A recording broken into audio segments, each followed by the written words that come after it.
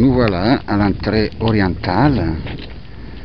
Alors, étant un temple hindouiste, c'est toute une explication, je vais vous la faire. Étant un temple hindouiste, on ne peut pas mettre Vishnu face au soleil. Donc, Vishnu, l'entrée, elle est de l'autre côté, avec un Vishnu qui prend le soleil dans la nuque. Mais nous, on commence les tours par ici, parce que monsieur Amnat, qui est notre guide et qui est hyper zen, hyper cool, hyper gentil, Tian Yaim qui fait sa star, donc je disais que monsieur Nat, il m'a passé son bouquin, qui est le bouquin de référence, attendez, encore, par Maurice Glaise, qui était, voilà, Maisonneuve ou sans Souspice Paname, qui était, Glaise était un conservateur d'Angkor. What you say? Et donc voilà, l'entrée orientale d'Angkor Wat.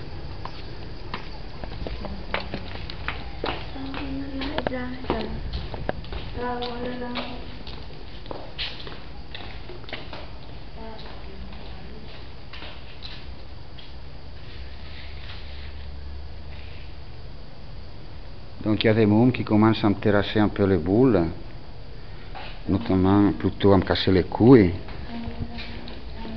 parce qu'il y a des limites à tout. Et autant les mômes mutilés de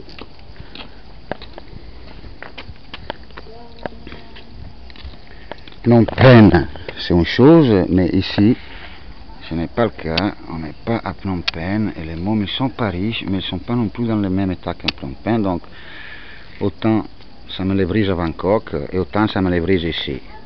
Hein? Et vu que mon cul est vu que. Allez, allons. Et voilà les fameux bas-reliefs, dont les murs d'enceinte est plan. Alors, pour ceux qui connaissent, ça ne fait aucun doute qu'il s'agit des bas-reliefs hindouistes qui tirent plutôt du côté des Vishnu, des Shiva, des Ganesh et compagnie, plutôt que du côté des Bouddha entiers.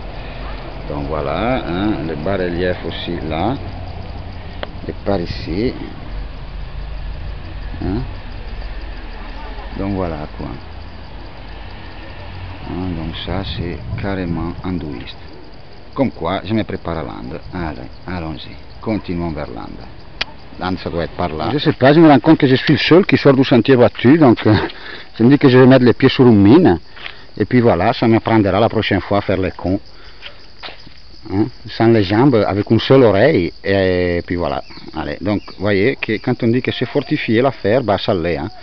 Ça l'est, et c'est pas les plus grands murs, parce que les murs d'Angkor, il fait 8 mètres de hauteur. Ici, ça doit faire 1, 2, 3, 4, 4,60, allez, 4,60. Les vieux maçons qui est à moi vous dit 4,60. Au mur à sec, évidemment, quand même je regarde par terre, pas tellement pour la mine, mais pour les éventuels serpents, hein, on ne sait jamais, ça vraiment ça m'effraie. Donc mur à sec, il est là depuis 1100 et quelques, ça tient.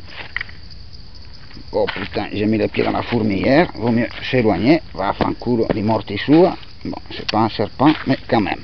Allez. Voilà, Im qui camine, qui marche, et qui me rappelle d'un coup pourquoi j'aime bien voyager tout seul. Parce que j'aime pas qu'on me casse les couilles quand je décide de m'arrêter et de regarder et de me perdre dans la forêt. Donc c'est sûr qu'en Inde, j'y vais seul, quoi. Il est hors de question que je l'amène. Alors là, faut pas délirer, quoi. Allez les gars, je commence à me retrouver entier, quoi. Le vieux sauvage qui est à moi commence à ressortir. Tout petit sauvage, hein, mais il est là, quoi. Allez.